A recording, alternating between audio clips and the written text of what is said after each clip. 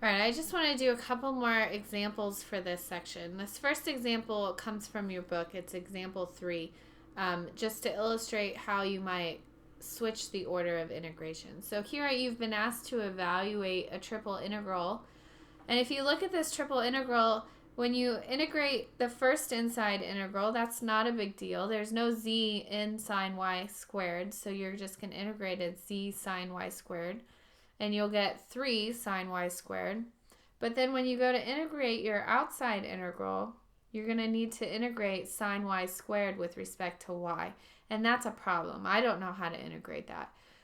So we should try to switch the order of integration and see if that makes our integration simpler.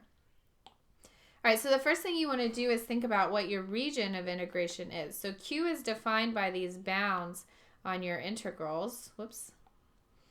So if I look here, z ran from 0 to 3. Y goes from x to root pi over 2. And x goes from 0 to square root of pi over 2. Now I've already given a rough sketch of that, but let me convince you that this is right. So here's my line y equals x, right? And y goes from x to pi over 2. So if you imagine when I go this way, I'm moving from this line, y equals x, to pi over 2, even if I'm up higher. Now when I move in the x direction, I'm going from 0 to pi over 2. Here's my x-axis. So when I go this way, I'm taking my slices this way, sorry. And they run from 0 to pi over 2. And finally, the z-axis goes from, I'm looking at z from 0 to 3. So if you pick this up, it's going to go all the way up to 3. Okay, now, as we pointed out, integrating with respect to z inside is not going to be a problem. So it's the dy dx that I want to reverse to a dx dy. And so that means that I need to focus in down here at what's happening in the xy plane. Okay, so let's sketch that real quick.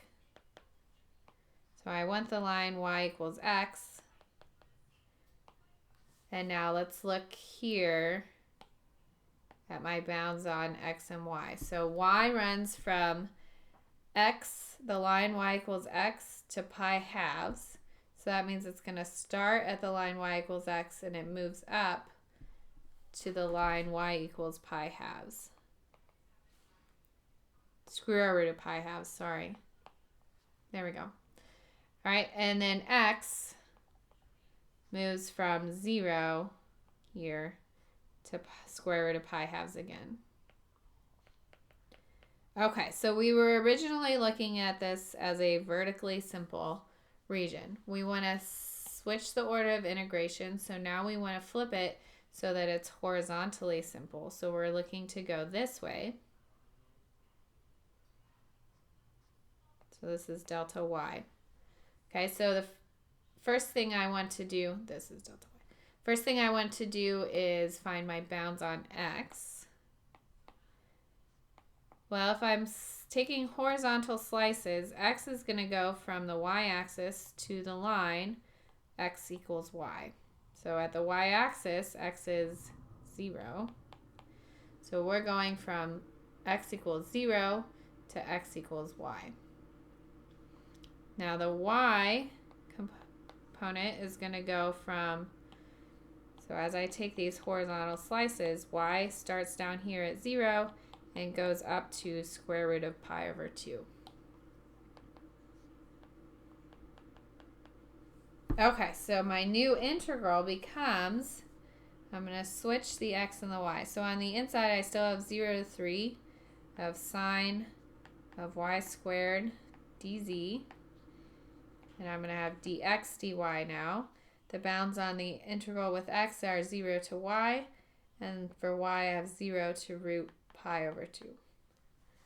Okay, let's see if I can squeeze this in here. So the integral from 0 to root pi over 2 of the integral from 0 to y of, so we said if we integrate sine y squared with respect to z, I just get sine y squared times z, evaluated from 0 to 3, dx dy. Let me scooch over here. That's the integral from square root of pi over 2 of the, from 0 to square root of pi over 2 of the integral from 0 to y of 3 sine y squared dx dy. Whoops. And now this is why we're happy that we switched the order of integration, because there's no x in my integrand here, so I just integrate as if I'm integrating a constant. So this is 3 sine y squared times x, evaluated from 0 to y, dy, inside here. Let's see, can we squeeze it? Integral from 0 to square root of pi over 2 of, let me rearrange a little bit, 3y sine of y squared dy.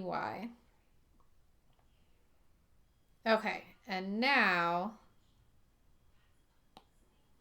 you can integrate this using a u substitution, right? So my u is going to be y squared. I'm missing a 2 here, so I want to multiply by 2 on the inside and multiply by a half on the outside. I'll let you finish this up because I'm out of space on my page. Please let me know if you have any questions about finishing this integral.